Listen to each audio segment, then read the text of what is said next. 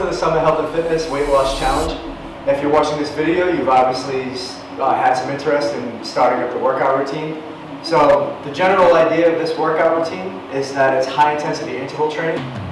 Alright, so the first exercise of day one is a burpee. The way once you're doing your burpees, I want you to put your hands underneath your shoulders, and you're going to lower yourself down to the ground. I want your chest all the way down to the floor. From here, you're just going to simply push your chest up, and you tuck your feet in, and then stand. We're not going to do this with any kind of jump, just because we want to keep it low impact. So once again, you're going to lower yourself down to the ground. You're going to push up your upper body, pop your feet in, and then stand up nice and tall. Alright, now just like everything else in this workout, as you're doing it, you'll be doing it 45 seconds of high intensity, which would be 45 seconds of burpees in this case, and then you have 15 seconds of rest in between. The rest period is going to be used mostly for transitions into the next exercise. The next exercise is a reverse lunge. So with this, you want to start, you're going to have your feet right next to each other, they're going to be under your hips. You're going to step back, and I want you to touch your knee down to the ground. You notice I'm making a 90-degree angle with my front leg and also my rear leg. From here, I'm going to shift my weight forward so that I'm pushing through my front heel. You're going to stand up nice and tall, lower yourself down, tap the floor. You'll notice I'm keeping my chest nice and high and I'm not using my hands to support myself. That's not a necessity, but I prefer that you try to just use your legs to move. Alright, so you'll be doing this for 45 seconds as well.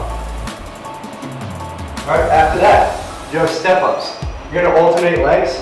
Now, you probably have a chair if you're going to be doing this at home. If you're going to be doing this at the gym, you can always do it with a bench. So I'm going to use a chair for this just for simplicity. So what I want you to do is you're actually going to just put your foot up, and I'm going to have you push through your heel, stand up nice and tall, and lower yourself back down.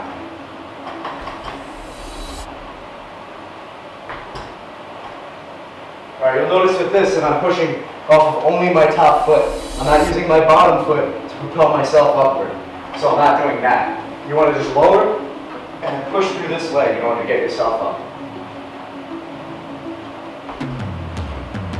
After you complete 45 seconds of that, then you're going to do what's called a plie squat. So a plie squat, your feet are going to be wider than shoulder width, and I want you to point your toes out in a 45-degree angle. From there, you're going to have your knees go in the same direction as your toes, and you're going to pick up your heel. From there, you want to try and keep your chest up, and I want you to push your butt back as you lower yourself down to the squat. You'll notice I'm still keeping my heels up. Alright, keep my heels up, keep my chest up, and stand up nice and tall. When you get to the top, you want to squeeze your butt. So from a different angle, I'm going to go from here, you'll see the first part of the motion, I'm going to pick up my heels, I'm going to push my butt back, you squat, keep your chest up nice and high. If you're doing it right, you're going to feel it right through your groin, so your inner thighs and your glutes. Alright, so the last exercise of the circuit is bicycles.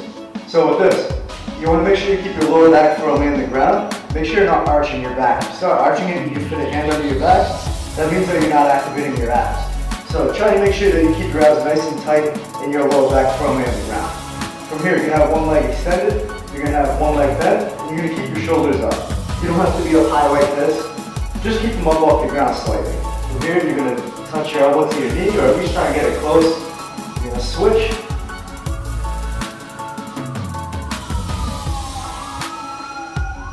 You notice I'm keeping my lower back firmly on the ground the entire time. Now this, as I've already said, you're going to be doing everything for 45 seconds at a time. You have 15 seconds of rest in between, mostly used for your transitions into the next exercise. You're going to go from one exercise to the next, from beginning to end, and then repeat 3 times. So you have 3 rounds on this circuit. And after this, we'll start working on day number 2.